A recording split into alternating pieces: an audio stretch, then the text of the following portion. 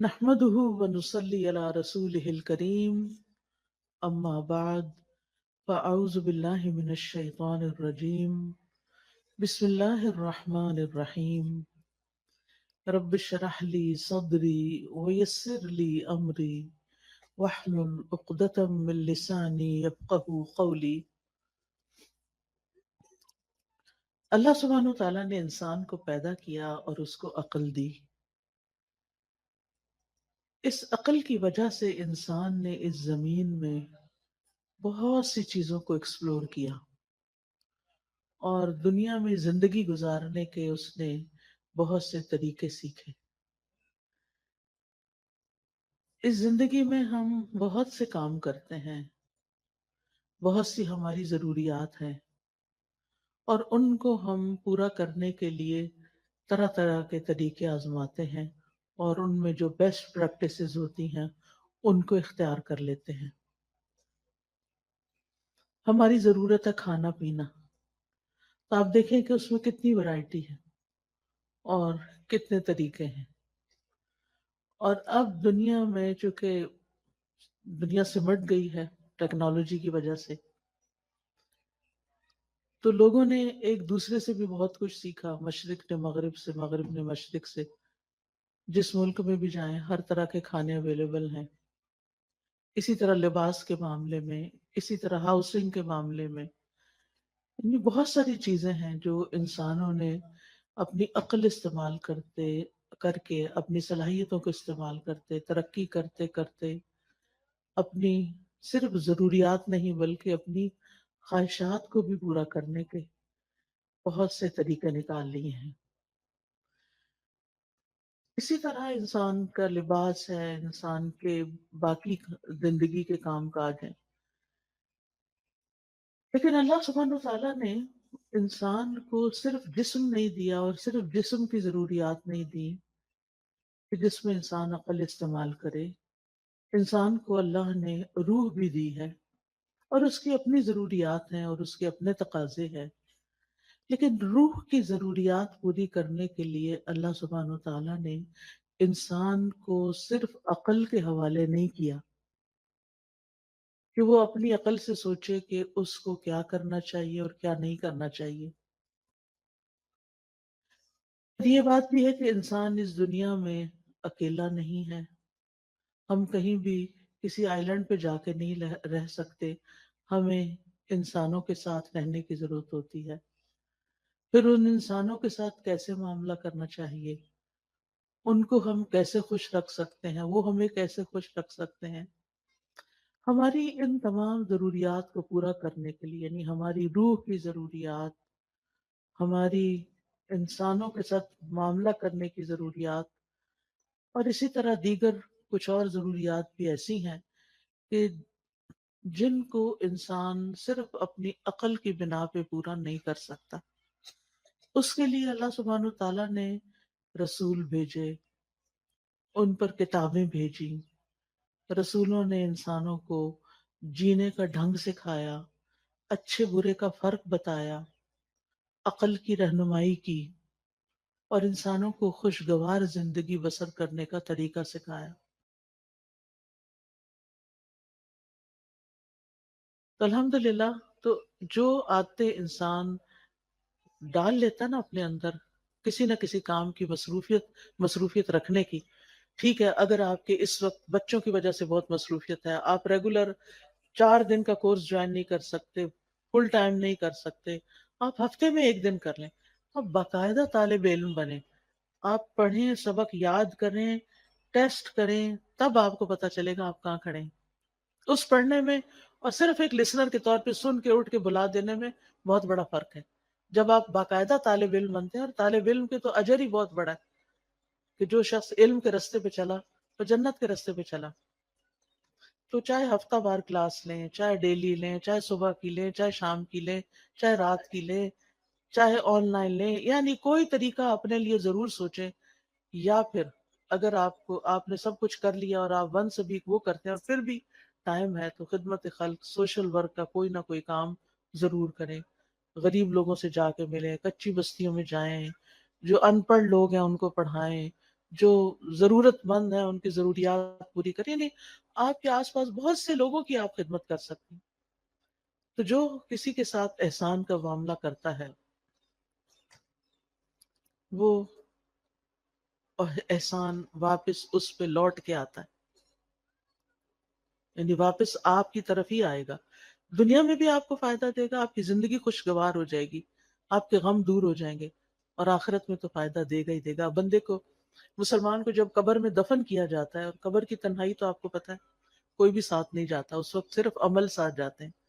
تو نماز اس کے سرانے کی طرف آ جاتی ہے، صدقہ خیرات اس کے، وہ زکوٰۃ دائیں طرف آ جاتی ہے، روزہ بائیں طرف، اور صدقہ خیرات اور دیگر نیکیاں پاؤں کی طرف. لہٰذا کوئی بھی عذاب کسی طرف سے بھی آنے کا رستہ نہیں رہتا. اب وہ یہ چیزیں اس کو پروٹیکٹ کرتی ہیں. لیکن اگر ان میں ہی کمی ہو اور وہی ناقص ہو، پروٹیکشن والی ویک ہو، تو پھر کون بچانے آئے گا؟ وہاں تو رونا دھونا بھی کام نہیں آئے گا. لوگ اپنے مزے سے اپنے بستروں میں سوئے ہیں، اور قبر کا عذاب سہنے والا اندھیری کوٹھڑی میں اکیلے مصیبت میں پڑا ہوا ہے، جس کا کوئی فریادی نہیں ہے، کوئی پوچھنے والا نہیں. تو ابھی ہمارے پاس ٹائم ہے، ابھی ہماری زندگی ہے، کیوں نہ ہم ایسے کام کریں کہ جس سے ہمارا اس دنیا میں بھی جئیں تو اطمینان کے ساتھ جئیں، اور آگے بھی اطمینان کے ساتھ رہیں. پھر اسی طرح آپ دیکھیں کہ ایک اور چیز کا آپ خیال رکھیں کہ ماضی میں جو کچھ ہو چکا اس پر غمگین نہ رہا کریں، ریگریٹس نہ کیا کریں بہت، بس توبہ کر لیا کریں. جو ہو چکا سو ہو چکا، اب وہ ہاتھ سے نکل چکا ہے. اب ہمارا معاملہ اللہ تعالیٰ کے ساتھ ہے، اور وہ غفور الرحیم ہے، رحمان الرحیم ہے. لہٰذا اس سے ہم اچھا حسن ظن رکھتے ہیں کہ وہ ہمیں معاف کر دے گا. لہٰذا جتنی بھی غلطیاں ہیں، جو جانتے ہیں جو نہیں جانتے، ان سب پر ہم توبہ کرتے رہیں، استغفار کرتے رہیں، لیکن غم نہ کریں. کیونکہ بعضوں کا شیطان انسان کو غمگین رکھتا ہے. وہ کیا چاہتا ہے کہ انسان اسی طرح الجھتا رہے اپنے غموں میں اور کچھ نہ کرے. تو آپ نے اس کے پھندے میں نہیں آنا. اس نے کہنا کہ میرا معاملہ اللہ کے حوالے ہے، مجھے اپنے رب سے اچھی امید ہے. اور حدیث میں ہمیں کیا تسلی دی گئی ہے کہ اللہ اپنے بندے کے ساتھ کیسا معاملہ کرتا ہے، جیسا وہ اس کے بارے میں گمان کرتا ہے. اسی طرح مستقبل کا ہم غم فکر بھی نہ کیا کریں. میں ہمیشہ سوچتی ہوں جس رب نے اب تک پالا ہے، اب تک سنبھالا ہے، آگے بھی وہی رب ہے. جس چیز کے بارے میں بھی فکر آنے لگتی ہے تو میں اپنے مائنڈ کے اندر اس چیز کو ایسے ریپ کرتی ہوں، اور پھر میں کہتی ہوں اللہ تعالیٰ یہ آپ کے حوالے. جیسے موسیٰ علیہ السلام کی والدہ نے موسیٰ علیہ السلام کو ریپ کیا اور باسکٹ میں ڈالا اور دریا کی نظر کیا اور کہا یہ آپ کے حوالے. ایسے ہی امیجنیشن میں جو چیز بچوں کے بارے میں فکر ہے تو ان کو بھی اسی طرح ریپ کر کے اللہ کے حوالے کر دیا کریں. اللہ آپ نے ان کی، میں باقاعدہ بولتی ہوں یہ لفظ، اللہ آپ نے موسیٰ علیہ السلام کی جیسی حفاظت کی تھی ایسے ہی میرے بچے کی آپ حفاظت کریں. یوسف علیہ السلام کا جو ماحول تھا سارا، وہ کیسا تھا؟ مصر میں کسی اسلامی ماحول میں تھے، کسی اسلامی اسکول میں جا رہے تھے، یا کسی اسلامی درسگاہ میں تھے، یا کسی مسجد میں بیٹھے رہتے تھے؟ وہاں تو مسجد نام کی کوئی چیز نہیں تھی، وہاں تو کچھ نہیں تھا ان کے پاس. ہر طرف برائی کے مواقع تھے. کس نے حفاظت کی؟ اللہ نے حفاظت کی. تو آپ کہا کریں، ہر وقت بچوں کے لیے پریشان نہ رہا کریں. آپ کہا کریں کہ اللہ میں نے ان کو تیرے حوالے کیا، آپ نے یوسف علیہ السلام کی حفاظت کی تھی، آپ میرے بچے کے ایمان اور دین کی بھی حفاظت کریں. اور اللہ کرے گا. تو جس چیز کے بارے میں آپ فکر کرتے ہیں نا، اس کے لیے اپنی تدبیر ضرور کریں، کوشش کریں، محنت کریں، لیکن ہر چیز ہمارے ہاتھ میں نہیں ہے، اللہ کے ہاتھ میں ہے. اور اللہ کا جب اذن ہوتا ہے تو وہ چیز ہو جاتی ہے. انما امرہ اذا اراد شیئا ان یقول له کن فیکون. تو اس طرح اپنے بوجھوں سے آزاد ہوں، تاکہ آپ شرح صدر کے ساتھ حال میں اس وقت جو کام کر رہے ہیں اس پہ فوکس کریں. مثلا میں اگر اس وقت پڑھا رہی ہوں، کچھ سکھا رہی ہوں، اور میں غم لگا کے بیٹھی بھی ہوں کسی اور چیز کا، تمہیں کوالٹی نہیں دے سکتی. آپ اگر یہاں بیٹھے ہوئے اور سوچ رہے ہیں کوئی گھر میں مسئلے کا، تو آپ کا آدھا دل ادھر ہے آدھا ادھر ہے، آپ ڈیوائیڈڈ ہیں، آپ انجوائے نہیں کر سکتے. اس وقت آپ سب کچھ چھوڑ کے آئے ہیں، ریلیکس ہو جائیں، سکون سے بیٹھیں، اطمینان سے سنیں، کچھ اپنے لیے کچھ پک کریں، یاد رکھیں، ساتھ لے کے جائیں اور اس کے مطابق زندگی بسر کریں تاکہ یہاں آنے کا کچھ فائدہ ہو آپ کو. تو اپنے سارے خیالات کو کیا کرنا ہے، اکٹھا کر کے اس نقطے پہ فوکس کرنا ہے جو آپ اس وقت کام کر رہے ہیں. پھر ایک اور چیز جو دلوں کو بڑا اطمینان دیتی ہے، اور وہ ہے اللہ کا ذکر. اٹھتے بیٹھتے چلتے پھرتے ہر ہر موقع کا ہمیں ذکر سکھا دیا گیا. آپ سیڑھی چڑھ رہے ہیں تو آپ اللہ اکبر کہیں، آپ اتر رہے ہیں تو سبحان اللہ کہیں، آپ کہیں انٹر ہو رہے ہیں تو بسم اللہ پڑھیں، آپ کہیں سے نکل رہے ہیں تو دعا پڑھ لیں، آپ گاڑی میں بیٹھے ہیں تو دعا پڑھ لیں، آپ گھر میں داخل ہوئے تو پڑھ لیں، آپ گھر سے نکل رہے ہیں تو پڑھ رہے ہیں، کھانا کھانے لگے تو آپ پڑھ لیں، آپ کھانا کھا چکے ہیں تو دعا پڑھ لیں، آپ سونے لگے ہیں تو دعا پڑھ لیں، کوئی آ گیا ہے تو سلام دعا میں دعائیں ہیں. یعنی کون کون سی چیز ایسی ہے جس کے بارے میں ہمارے دین نے ہمیں رہنمائی نہیں دی اور ہمیں دعائیں نہیں سکھائی. ہمیں پتہ نہ ہو تو وہ الگ بات ہے. لہٰذا کثرت سے اللہ کا ذکر. قرآن مجید میں اللہ تعالیٰ اپنے مومن بندوں اور بندیوں کی صفت یہ بیان کرتے ہیں، وَالذَّاكِرِينَ اللَّهَ كَثِيرًا وَالذَّاكِرَاتِ، کہ وہ کثرت سے اللہ کا ذکر کرنے والے ہیں، مرد بھی اور عورتیں بھی. اور اس کے علاوہ فارغ اوقات میں ڈرائیو کر رہے ہیں، آپ گھر کے کام کاج کر رہے ہیں، کھانا پکا رہے ہیں، لانڈری کر رہے ہیں، کلیننگ کر رہے ہیں، کچھ بھی کر رہے ہیں، آپ کی زبان اللہ کے ذکر سے تر رہے. کیونکہ اللہ تعالیٰ کا وعدہ ہے، الا بذکر اللہ تطمئن القلوب. اور یہ بھی آتا ہے، الذین آمنوا وتطمئن قلوبهم بذکر اللہ. وہ لوگ جو ایمان لائے ہیں، ایمان والے جو ہیں، ان کے ذکر، اللہ کے ذکر سے ہی اطمینان پاتے ہیں. اگر ذکر، کچھ لوگ کہتے ہیں ذکر بھی کرتے ہیں پھر چین نہیں آ رہا، پھر اپنے ایمان پہ کام کریں.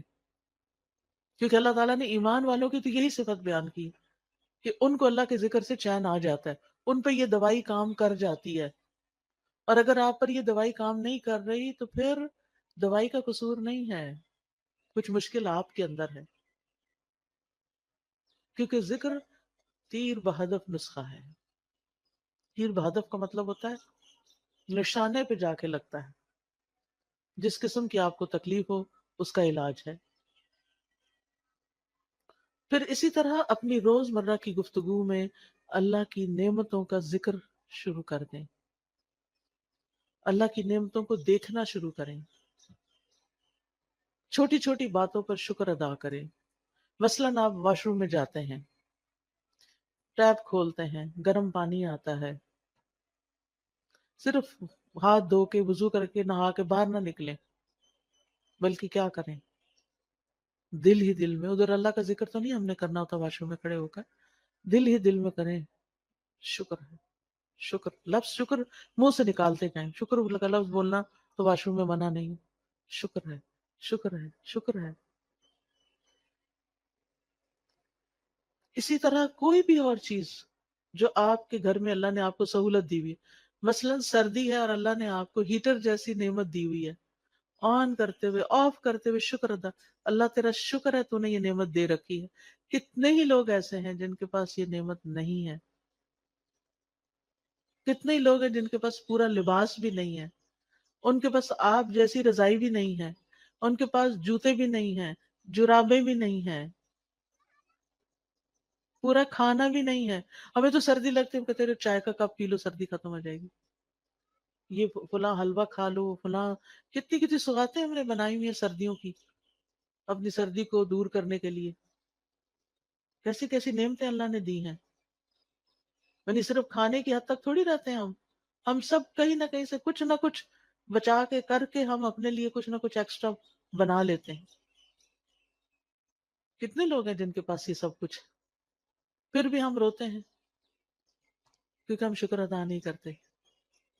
آپ چل سکتے ہیں، آپ بول سکتے ہیں، آپ کو کوئی اچھی سی خوشبو آتی ہے، شکر، اللہ تیرا شکر، اللہ کی نعمتوں پر شکر ادا کرنا سیکھیں، اور لوگوں سے بھی بات کریں تو نعمتوں کا ذکر کریں، مسائل کا نہ ہر وقت کریں۔ مشکل پتہ کیا ہے؟ ہم صرف مسئلے مسائل کا کو ڈسکس کرتے ہیں، یہ مسئلہ پیش آ گیا، وہ مسئلہ پیش آ گیا، یہ مسئلہ حل نہیں ہوا، وہ مسئلہ حل نہیں ہوا۔ شوہر گھر آئے گا تو مسائل کی پٹاری کھل جائے گی، بچوں سے ملاقات ہوگی تو مسائل ہیں فلا، کیوں ہر وقت مسائل کی باتیں کر؟ مسائل جس وقت یاد آئے نا، دیر اینڈ دین دل ہی دل میں اللہ کو پکار لیا کریں، اللہ تعالیٰ یہ مسئلہ تو ہے، بس آپ حل کر دیں، سارے خزانے تیرے ہاتھ میں، آپ نہیں کرنا ہے۔ اور واقعی ہم نے خود تو کرنا نہیں ہوتا، کوشش ضرور کریں، لیکن بندوں کے پاس حل کوئی نہیں ہے۔ بندے آپ کی طرح یا آپ سے بھی زیادہ کمزور ہوتے ہیں، جن بندوں پہ ہم ریلائے کر رہے ہوتے ہیں وہ بعض اوقات ہم سے بھی کمزور ہوتے ہیں۔ اسی لیے اللہ تعالیٰ نے قرآن مجید میں ایک مثال دی ہے، والذین اتخذوا من دونی اولیاء مثلهم کمثل العنکبوت اتخذت بیتا وان اوہن البیوت لبیت العنکبوت۔ اللہ کے سوا جنہوں نے اور سہارے بنا رکھے ہیں، اولیاء بنا رکھے ہیں، مددگار سمجھ رکھے ہیں، ان کی مثال مکڑی کی طرح ہے جو ایک گھر بناتی ہے، اور گھروں میں سب سے کمزور گھر مکڑی کا ہوتا ہے۔ اگر مثال کے طور پر کہیں مکڑی کا جالا لگا ہوا ہے اور آپ ذرا سلپ ہونے لگے، پکڑے ذرا جالے کو، سہارا دے گا آپ کو؟ نہیں، کمزور ہے وہ جالا۔ کمزوروں کا سہارا چھوڑ کر سب سے طاقتور کا سہارا پکڑیں، اللہ اللہ پر توکل کریں، اللہ کا سہارا لیں، اللہ سے مدد مانگیں، اس پر یقین رکھیں، ہر چیز اس کے ہاتھ میں ہے، بیدہ الملک، ساری بادشاہت، ساری ملکیت اسی کی ہے، وہو علی کل شیء قدیر، اور وہ ہر چیز پر پوری قدرت رکھتا ہے۔ پھر آپ دیکھیں کہ